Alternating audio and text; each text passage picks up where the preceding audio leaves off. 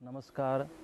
सबके हृदय में चैतन्य स्वरूप से विराजमान परम कृपालु परमात्मा को प्रणाम करता हुआ आप सभी दिव्य आत्माओं को सप्रेम जय गुरुदेव। और मुझे बहुत ही प्रसन्नता है कि निष्कलंक धाम सतपंच चैरिटेबल ट्रस्ट फैजपुर के द्वारा निष्कलंक धाम में यहाँ पर बहुत ही जल्द तुलसी हेल्थ केयर सेंटर की शुभ शुरुआत होने जा रही है। इस तुलसी हेल्थ केयर सेंटर का कार्य यहाँ पर प्रगति पथ पर है और बहुत ही जल्द कुछ महीनों में यह हेल्थ केयर सेंटर आप सबकी सेवा में उपलब्ध होगा।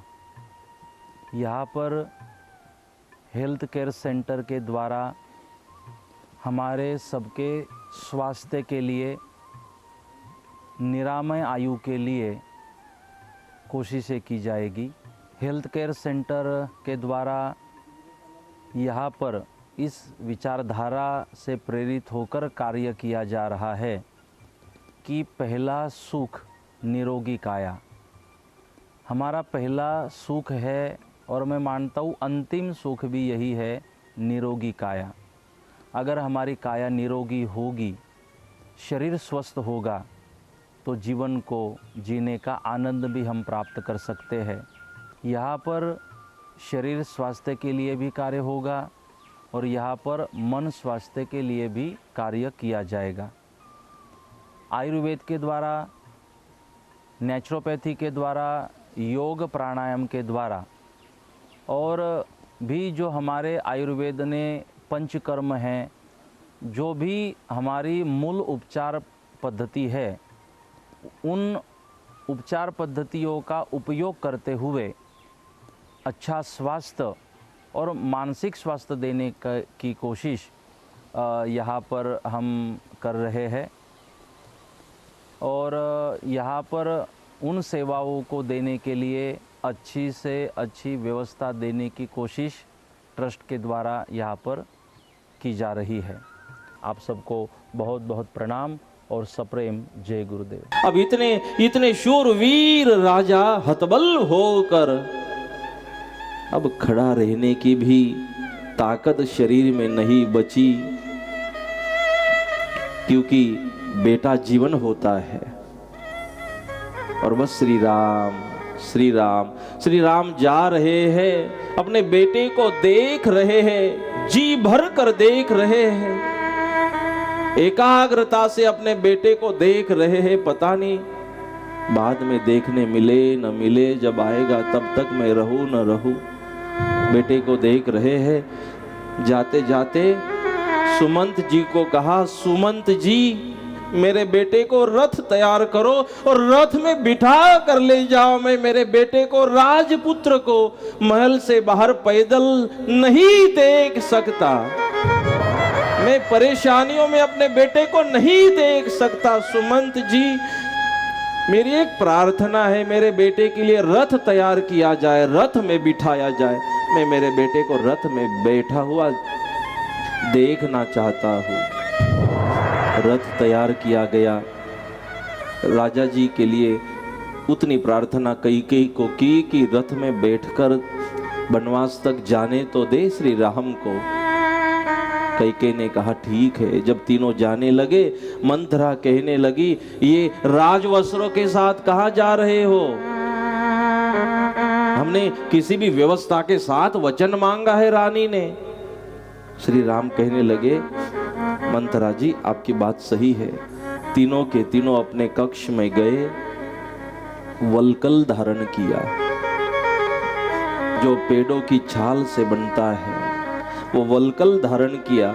उस वलकल के भेष में श्री राम को देखा, जानकी लक्ष्मण को देखा, आंख भर आई अयोध्यावासियों की। मंथरा को कहने लगे, अरे मंथरा इतना क्यों बुरा भाव है श्री राम के प्रति? आपके मन में क्या बिगाड़ा श्री राम ने आपका? इतनी नफरत कि राजवस्त्र भी शरीर पर आपको अच्छे नहीं लगे। क्यों इतनी नफरत मंथरा? अयोध्या वासियों की आंखों में आंसू बह रहे हैं। रथ पर विराजमान हो गए श्री राम, जानकी विराजमान हो गई, लक्ष्मण विराजमान हो गए और सुमंत जी को कहा, श्री राम ने रथ आगे बढ़ाइए। रथ आगे बढ़ने लगा। यहाँ कोने में बैठे बैठे अपने पुत्र को दशरथ याद कर रहे हैं और श्री राम राम राम कह रहे हैं। एक बाप जो है, हाँ, इस बाप के हृदय को याद रखना जीवन में।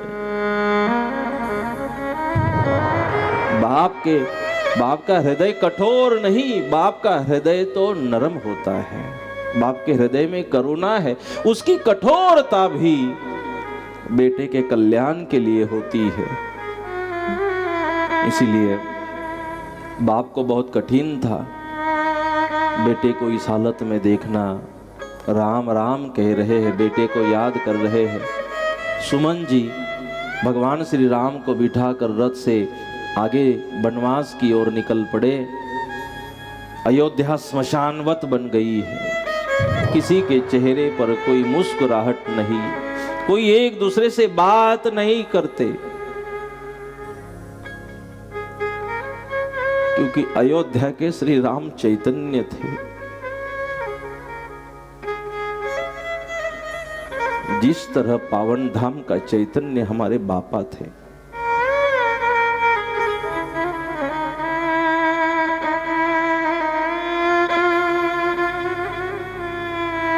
अयोध्या वासियों को सहन नहीं हो रहा था श्री राम का अयोध्या से अलग होना। क्यों? श्री राम ने इतना प्रेम जो सबको दिया था, अपना बनाया था। लक्ष्मण के द्वारा भी श्री राम को जो आदर सम्मान मिला है, वह आदर सम्मान ऐसे ही नहीं मिला। जब खेलते थे ना चारों भाई, तो खेलते खेलते बड़े भाई श्री राम जीत रहे थे और जीतते जीतते श्री राम हार जाते। इसलिए हार जाते कि छोटे भाइयों को जीतने का आनंद दे। छोटे भाइयों को जीत का आनंद देने के लिए बड़ा भाई हार जाता था और छोटे भाई जानते थे इस बात को। इसीलिए तो प्रेम था श्री राम पर। आज भी अगर हमारे हृदय में प्रेम है बापा के प्रति, तो बापा ने भी तो जरूर हमें कुछ दिया होगा। वही प्रेम तो बापा ने हम सबको दिया होगा, जिसके चलते हम बापा को भुला नहीं सकते। अयोध्या श्मशानवत बन चुकी है। श्री राम जो अयोध्या से अलग हो रहे हैं। यहाँ अयोध्या में कोई किसी से बात नहीं कर रहे। शांतता फैल चुकी है अयोध्या में। भगवान श्री राम जैसे ही वनवास में पहुंचते हैं, वनवास में वहां पर निषाद राजा की भेंट हुई। भगवान नीचे उतरते हैं और सुमन जी को कहते हैं, आप वापस जाइए। और सुमन जी रथ लेकर वापस निकलने लगे। सुमन जी को कहा, श्री राम ने पिताजी को कहना आप चिंता न करें।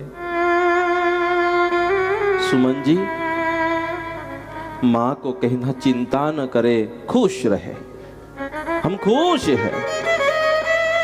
और पिताजी की सेवा करना, सुमंत जी माँ की सेवा करना, पिताजी का ध्यान रखना।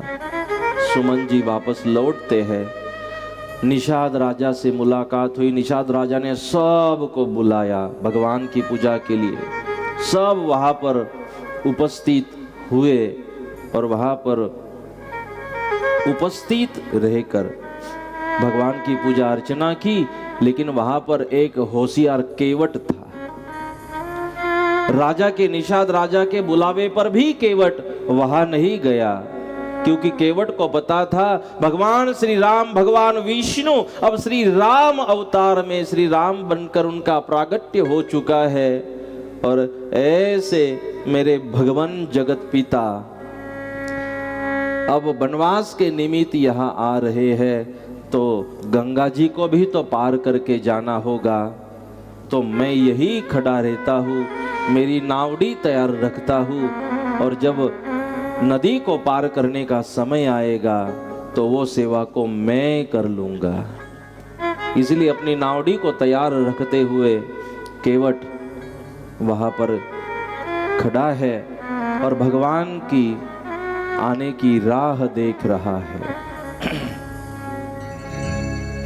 श्री राम जय जय राम, श्री राम जय जय राम, श्री राम जय जय राम,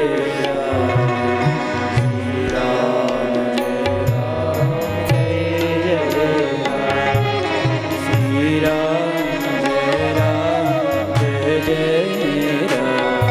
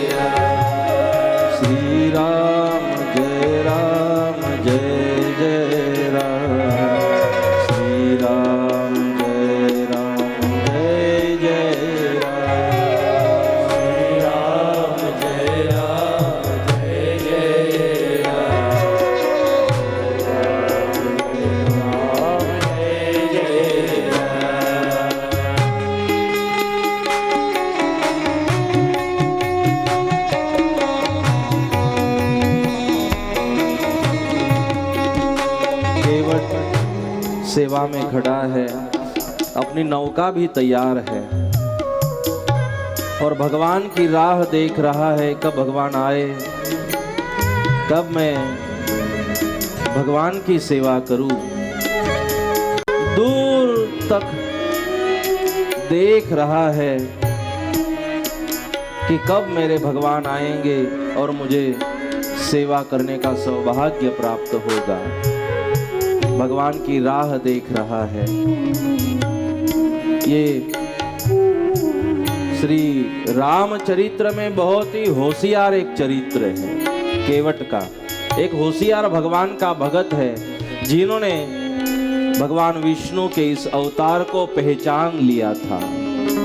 इनकी क्षमता के बारे में केवट को पता था और पहले से ही वहां नदी के किनारे तैयार था।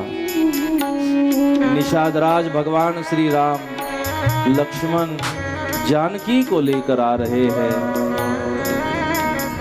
जैसे नदी के किनारे तक केवट ने आते देखा भगवान श्री राम को, भगवान श्री राम लक्ष्मण जानकी के स्वागत में केवट खड़ा है। उनका नदी के किनारे स्वागत किया। जैसे ही भगवान आए भगवान को प्रणाम किया। भगवान को कहने लगा, भगवान क्या मेरे लायक कोई सेवा है? भगवान ने कहा, केवट तेरे लायक ही सेवा है और मुझे सेवा चाहिए ये पता है पहले से, इसीलिए तो यही खड़ा रहा कि जब भगवान को उस किनारे ले जाने की जो सेवा है वो मैं ही कर लूँगा। जब सेवा में स्वार्थ रखोगे तब कर पाओगे। सेवा और धर्म स्वार्थ के बगैर नहीं होता। मुझे भगवान ने कहा तुझे तो पता ही था इसलिए तो तू यहाँ खड़ा रहा। हाँ भगवान, वो सेवा मैं करूंगा। तो बोले हमें भी उस पार जाना है, तो फिर यही सेवा चाहिए। बोले भगवान जरूर मैं सेवा करूंगा, लेकिन शक पड़ियो छे मन माय। बोले भगवान मेरे मन में एक शंका है, शक है। बोले कौन सा शक आपके मन में? बोले देखो, एक बार आपका चरण स्पर्श एक पत्थर को हुआ, जब विश्वामित्र जी के साथ जा रहे थे तो पत्थर से श्री बन गई थी, पत्थर की। बोले आपके चरण तो वही है, अगर ये आपके चरण अगर मेरी नावड़ी को लगते हैं और नावड़ी की श्री बन जाए तो? बोले अच्छा है ना, शादी बना लेना।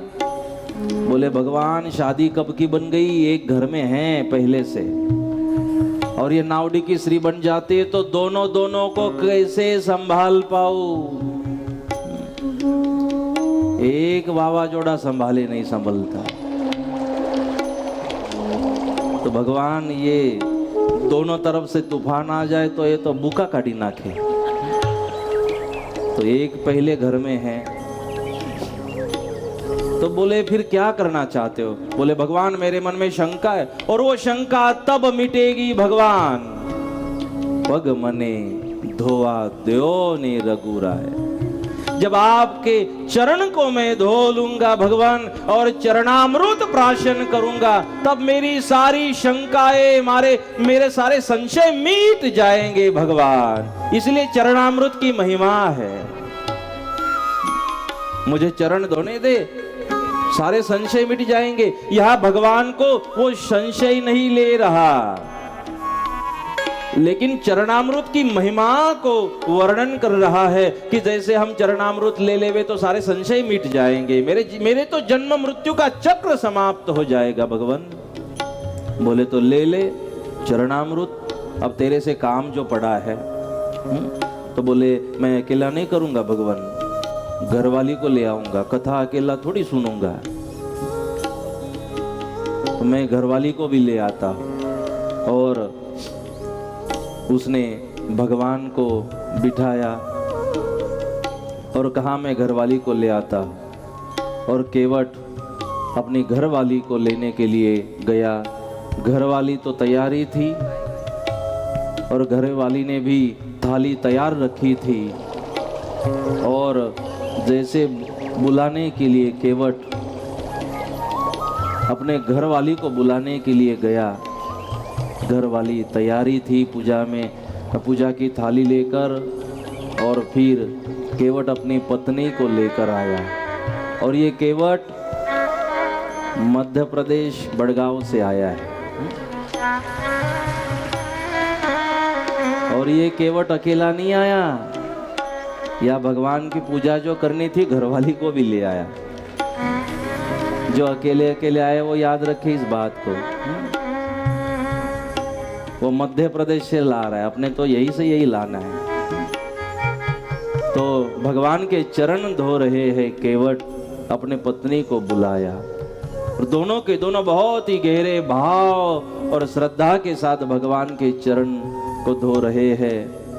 आज केवट खुश है और मनोभाव से भगवान की सेवा कर रहा है। श्री राम जय राम जय जय राम, श्री राम जय राम जय जय राम, श्री राम जय राम जय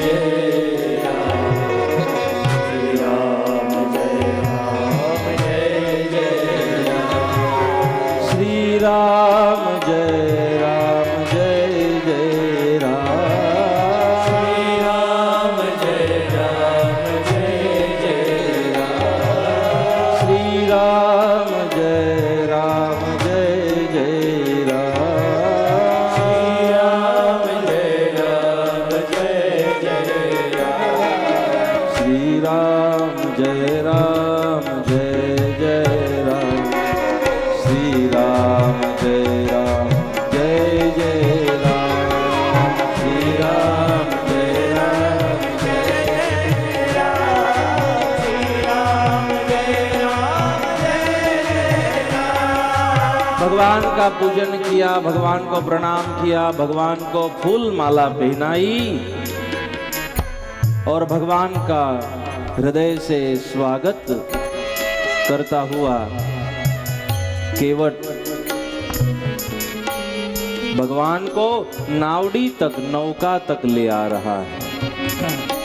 भगवान को अपनी नौका तक केवट ले जाते हैं कि भगवान अब मेरा संशय मिट गया, आपके चरणामृत को प्राशन किया और संशय मिट गया, मेरी भ्रांति मिट गई, मेरा भ्रम समाप्त हो गया।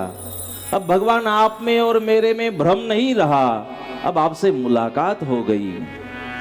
और फिर भगवान को अपनी नावड़ी तक ले आया केवट, और नावड़ी तक ले आकर भगवान को विराजमान नावड़ी में केवट कर रहा है।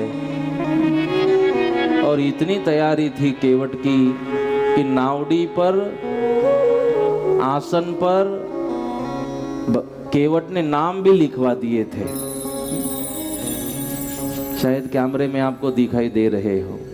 राम का भी नाम सीट बुक कर रखी थी और श्री राम को राम की जगह बिठाया और भगवती सीता को सीता की जगह बिठाया।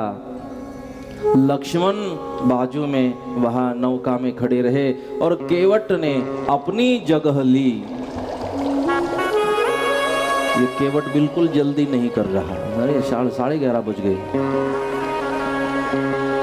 इसके आनंद में हमारा बुका निकली जैसे। केवट भी दूर से आया, आनंद तो लेगा। तो केवट ने सबको विराजमान किया, अग्रभाग में बैठा और नौका चलाने लगा। तो आज माँ गंगा को प्रार्थना करने लगा।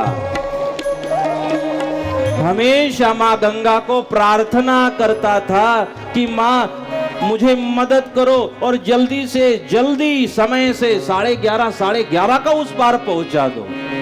ऐसी हमेशा प्रार्थना करता था। लेकिन आज भाव बदल चुका है केवट का और आज कहने लगा, हे माँ गंगा, आज उल्टी प्रार्थना करने लगा।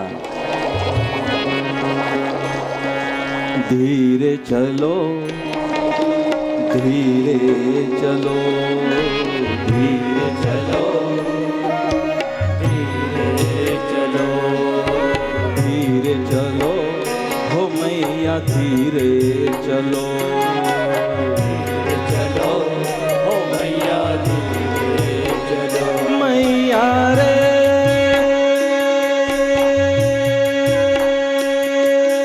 हो, मैया रे, मैया रे, मैया रे,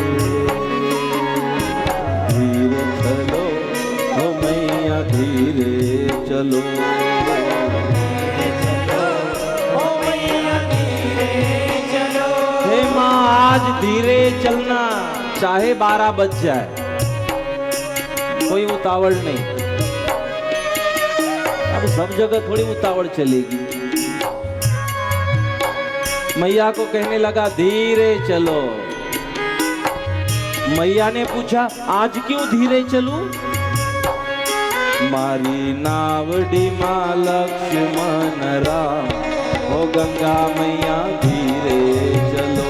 मारी नावड़ी माँ लक्ष्मण राम, गंगा मैया धीरे चलो। अने बैठा छे सीता माँ, हो गंगा मैया धीरे चलो। अने बैठा छे सीता राम, हो गंगा मैया धीरे चलो, हो मैया धीरे चलो,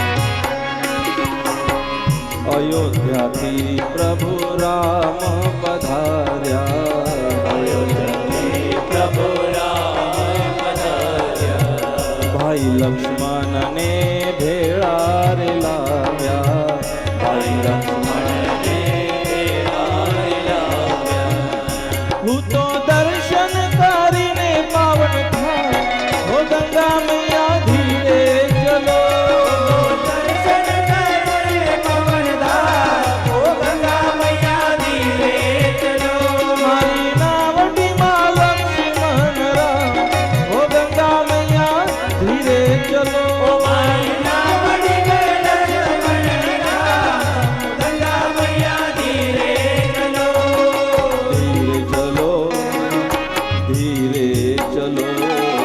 धीरे चलो, धीरे चलो, मैया रे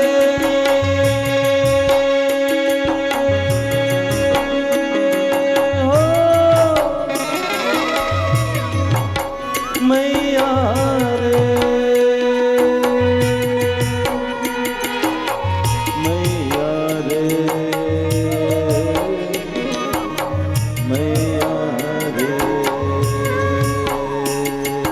धीरे चलो, धीरे चलो, धीरे चलो, मैया धीरे चलो, चरण धोई मैं तो चरणामृत पाया, चरण धोई मैं तो चरणामृत पाया, कंकु चोख लिया बधामना की धागा, लिया बधावना कीधा, मने लागो हरि राम जी नो संग, मने लागो हरि राम जी नो रंग, हो गंगा मैया धीरे चलो, हरि राम जी हो रंग, गंगा मैया धीरे चलो, धीरे चलो, धीरे चलो, धीरे चलो, धीरे चलो,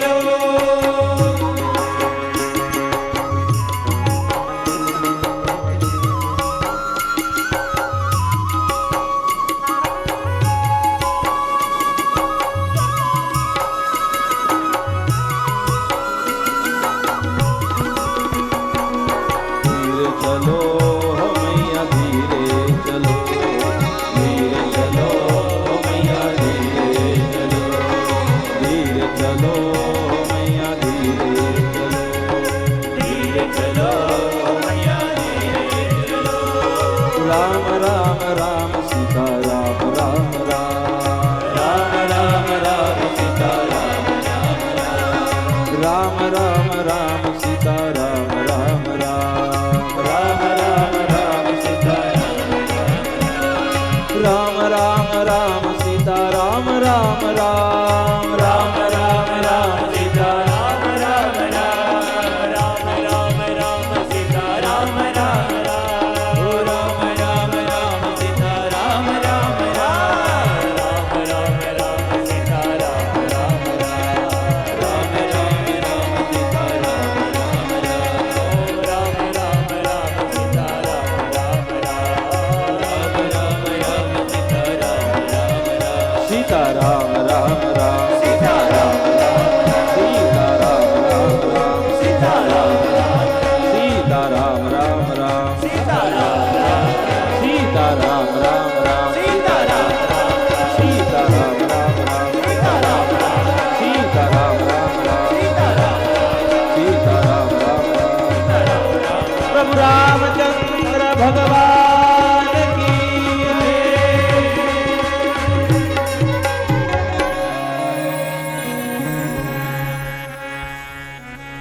भगवान का नाम संकीर्तन करते करते नौका किनारे पहुंचती है। धीरे से नौका को वहां खड़ी करता है केवट, पहले अपने आप उतर जाता है और भगवान को धीरे से हाथ पकड़ते हुए नीचे उतारता है। माँ जानकी को नीचे उतारा, लक्ष्मण जी नौका के नीचे उतरते हैं, साथ में निषाद जी भी जुड़ गए थे, क्योंकि जब तक ये प्रवास है तो मेरी जिम्मेदारी है। और सेवा जैसे ही पूरी हो गई, हाथ जोड़कर केवट पूछने लगा, भगवान मैंने आपकी सेवा की, इस सेवा में कोई अपराध हुआ हो तो मुझे माफ करना और मेरी इस सेवा को स्वीकार कर लेना भगवान। और आज जो सेवा मिली है, इस सेवा का मुझे अभिमान मत आने देना, बस इतनी कृपा करना।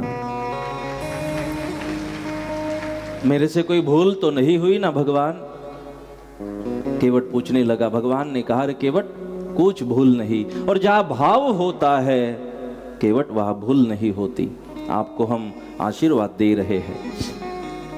और फिर भगवान का तो स्वभाव है कि जैसे ही कोई सेवा कर दे तो भगवान उसको नोट कर लेते हैं, लिख लेते हैं और बदले में कुछ ना कुछ तो देते जरूर है। ये भगवान का स्वभाव है। उसी स्वभाव के अनुसार भगवान ने केवट को पूछा, केवट फिर आपकी मजूरी कितनी हुई? आपने हमें नौका में बिठाया तो भाड़ा तो देना पड़ेगा। तो बोले, भाड़ा कितना हुआ, मजूरी कितनी हुई? केवट हंसने लगा और हंसते हंसते पूछने लगा, भगवान कैसी बात कर रहे हो? अरे बोले, हंसने की क्या बात है, आपने मेहनत की, मजूरी की है तो भाड़ा तो देना पड़ेगा। हंसते हंसते केवट कहने लगा, भगवान जिनका धंधा एक सरखा होता है ना, वो एक दूसरे से पैसे नहीं लेते। बोले, आपका मेरा धंधा एक ही है।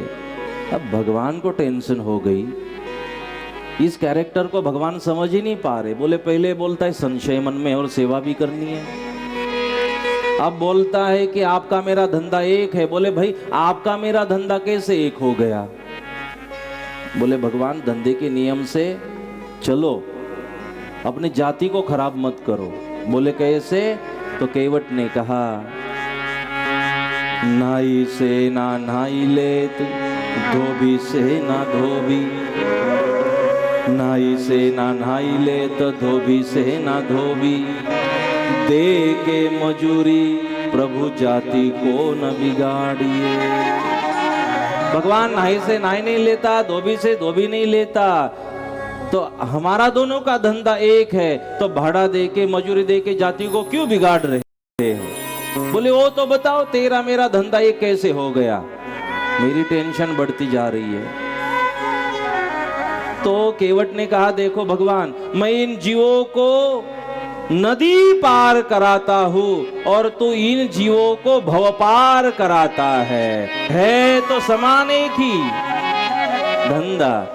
और भगवान अगर देना चाहते हो मजूरी, तो जैसे मैंने आपको नदी से पार किया, तो बदले में आप मुझे भव से पार कर देना, ये चाहिए मजूरी। भगवान ने कहा, ये बहुत ही डाया है।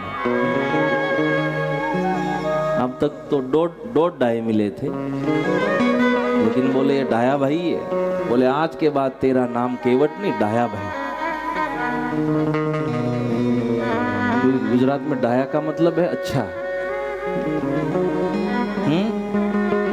तो आपको हम पहचानने में देरी कर दी केवट, आप तो बहुत होशियार हो, भगवान के जानीते हो, धर्म के जानीते हो। हम आपको आशीर्वाद देते हैं। और भगवान ने उनको आशीर्वाद दिए। देखिए, केवट एक होशियार भगत है श्री राम कथा में।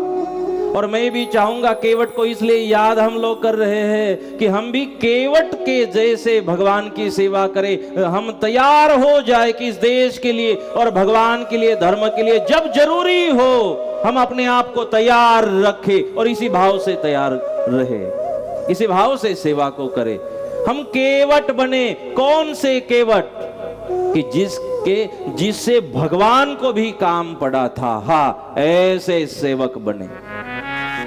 ये हम केवट से तुलना कर रहे हैं, हम भी केवट बने। क्यों? क्योंकि केवट ऐसे दास बना है, ऐसे सेवा को किया है कि भगवान को भी काम पड़े, हम सबको भगवान से काम पड़े, लेकिन ये अलग है, इसे आज भगवान को काम पड़ा। इसके साथ हम ऐसे भगत बने, ऐसे सेवाव्रती बने। इसलिए कवि ने बहुत बढ़िया बात कही, कभी कभी भगवान को भी भक्तों से काम पड़े। जाना था गंगा पार प्रभु केवट की नाव चढ़े। जाना था गंगा पार प्रभु केवट की नाव चढ़े। केवट अवध छोड़ प्रभु बन को धाए।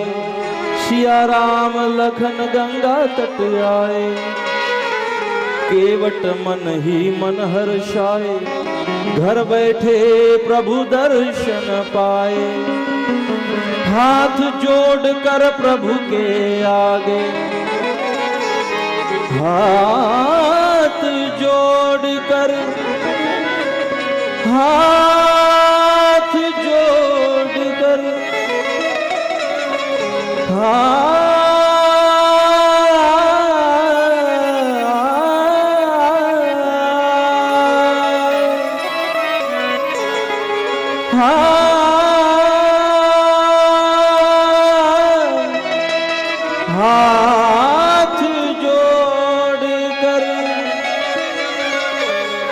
हाथ जोड़ कर प्रभु के आगे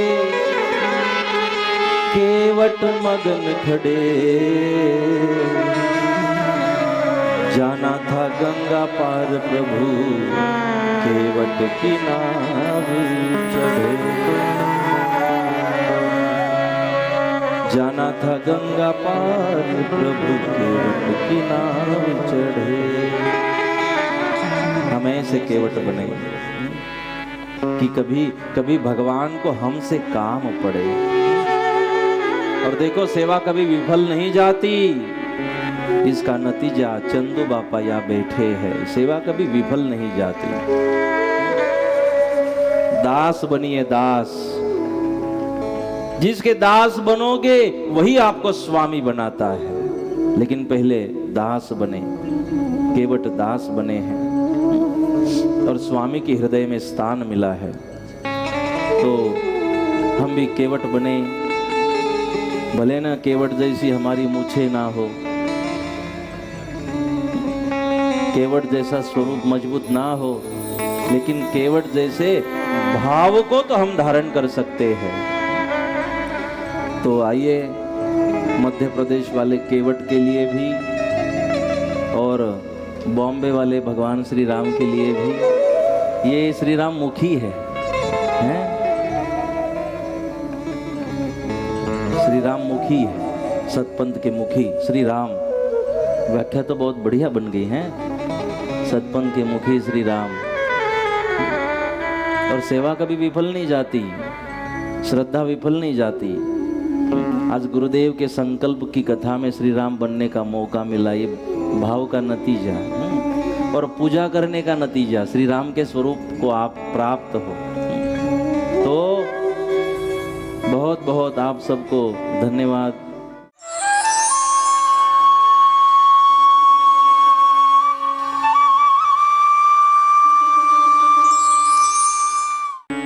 श्री निष्कलंक नारायण भगवान की,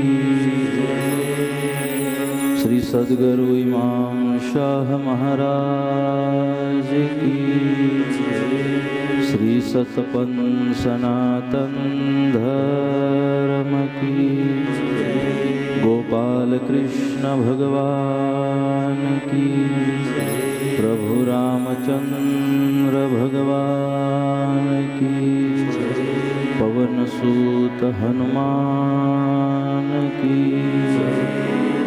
संत श्री नथुराम बापानी, संत श्री तुलसी बापानी, सब संतन की।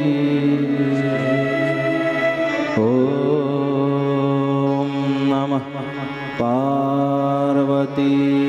पते हर हर महादेव। जय जय श्री राधे, जय जय श्री राधे, जय जय श्री राधे।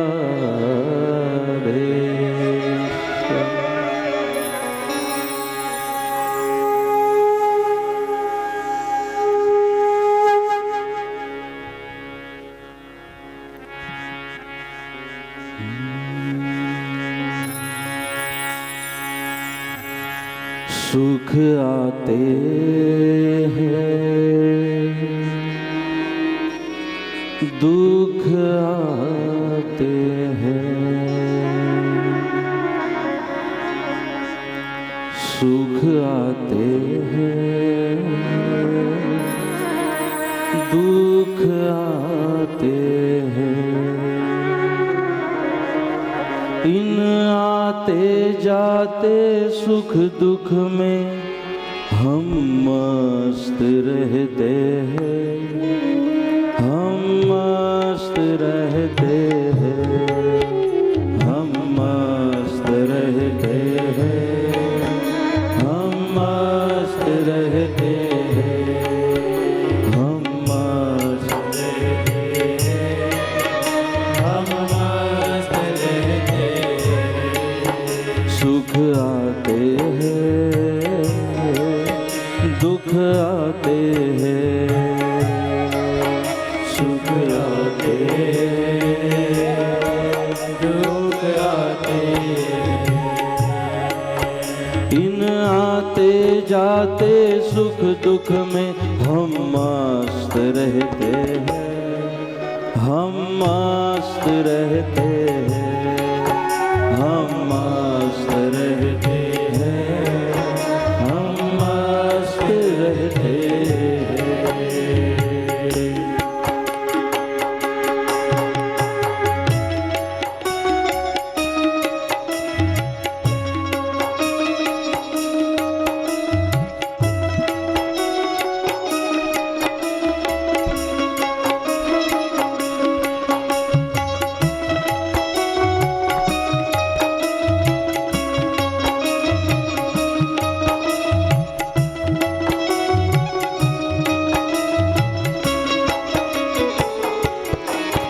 गाते गाते फकीरा कह जाता, गाते गाते फकीरा कह जाता। कोई पैदा हुआ कोई मर जाता, कोई पैदा हुआ कोई मर जाता। इस जन्म मरण के खेल में हम मस्त रहते हैं, हम मस्त रहते हैं, हम मस्त रहते हैं, हम मस्त रहते हैं। सुख आते हैं, दुख आते हैं, सुख आते हैं, दुख आते हैं।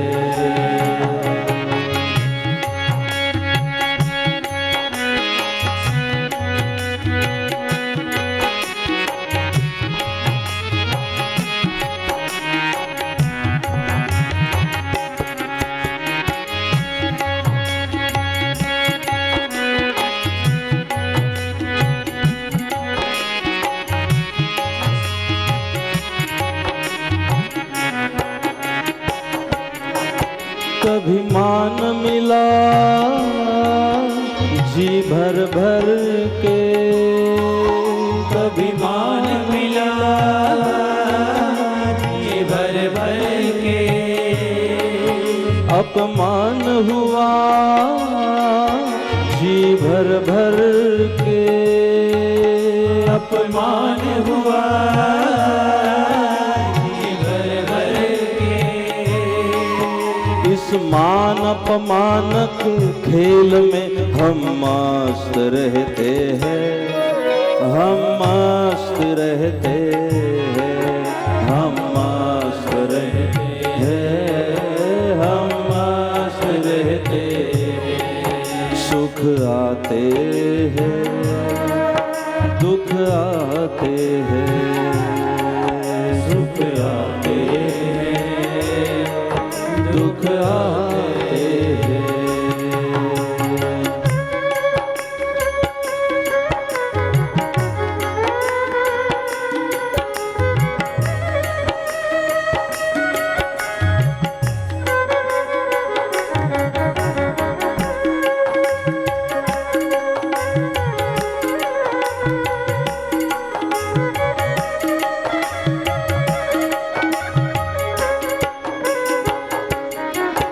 गुरु ज्ञान पिटारा खोला है, गुरु ज्ञान पिटारा खोला है। ये जग सारा एक मेला है, ये जग सारा एक मेला है। क्षण क्षण बदलते सुख दुख में हम मस्त रहते हैं, हम मस्त रहते हैं, हम मस्त रहते हैं, हम मस्त रहते हैं। सुख आते हैं, दुख आते हैं, सुख आते हैं, दुख आते हैं।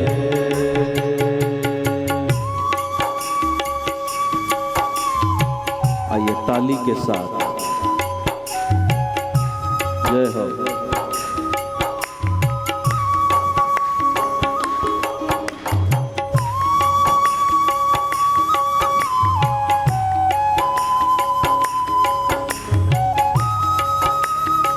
हरि बोल।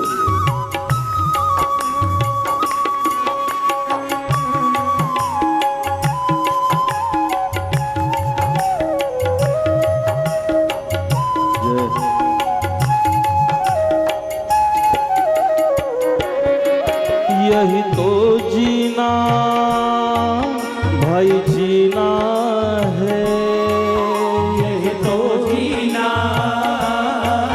भाई जीना है। विष छोड़ दिया अमृत पीना है, विष छोड़ दिया अमृत पीना है। हम अमृत पीते रहते हैं और मस्त रहते हैं, हम मस्त रहते हैं, हम मस्त रहते हैं, हम मस्त रहते हैं। सुख आते हैं, दुख आते हैं, सुख आते हैं, दुख आते हैं। इन आते जाते सुख दुख में हम मस्त रहते हैं, हम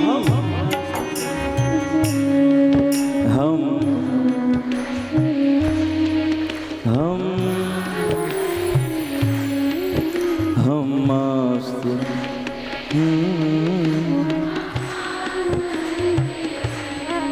सुख आते हैं, दुख आते हैं, सुख आते हैं, दुख आते हैं।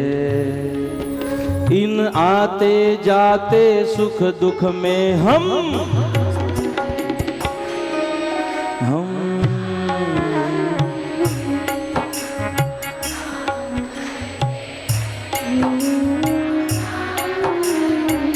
हमें ये तो पता चला कि बहनें मस्त रहती है, यहाँ क्या प्रॉब्लम है?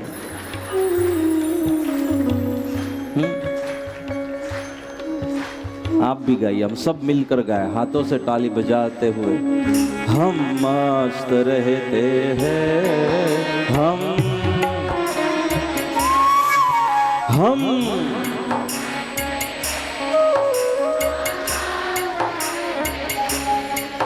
इन आते जाते सुख दुख में हम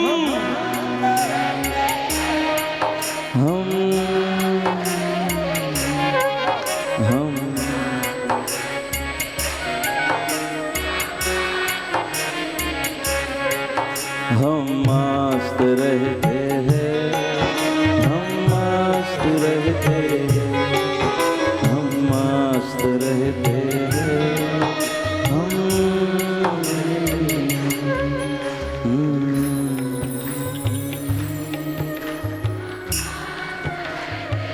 सद्गुरुदेव।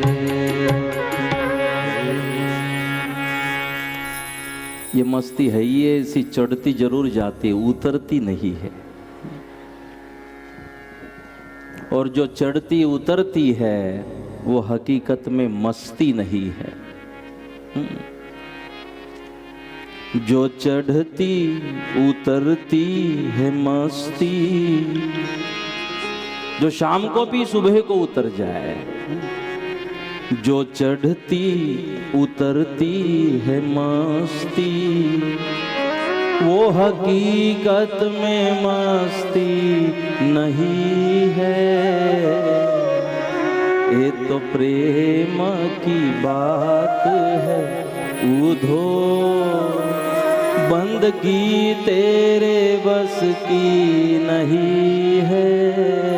और उन उधो को कह दो जो उधो गोपियों को कहने आया था, कान्हा को भूल जाओ, सतपंथ को भूल जाओ। उन्हें कह दो गोपियों की भाषा में, यहाँ सर दे के होते हैं सौदे, आशिकी इतनी सस्ती नहीं है।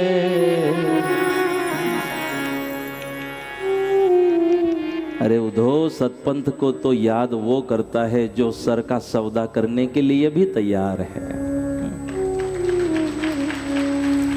और उधो, हमारे पास कोई दो दो मन नहीं है, एक कान्हा में लगाओ और एक संसार में लगाओ। एक हूँ तो गयो श्याम संग, हमारे पास तो एक ही मन था और वो श्याम के संग गया।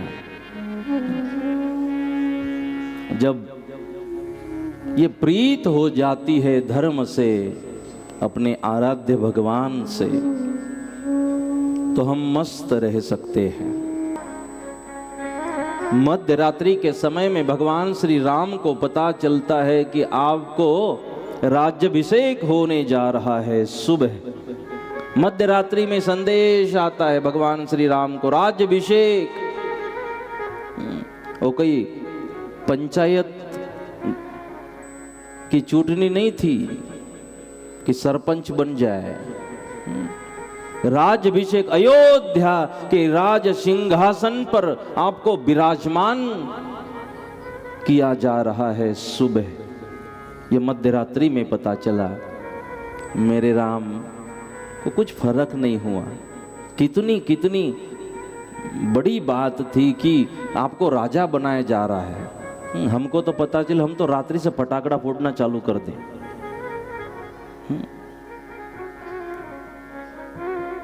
राम को पता चला। राम कहते, अच्छा हमें पिताजी के दर्शन करने हैं, बस यही भाव।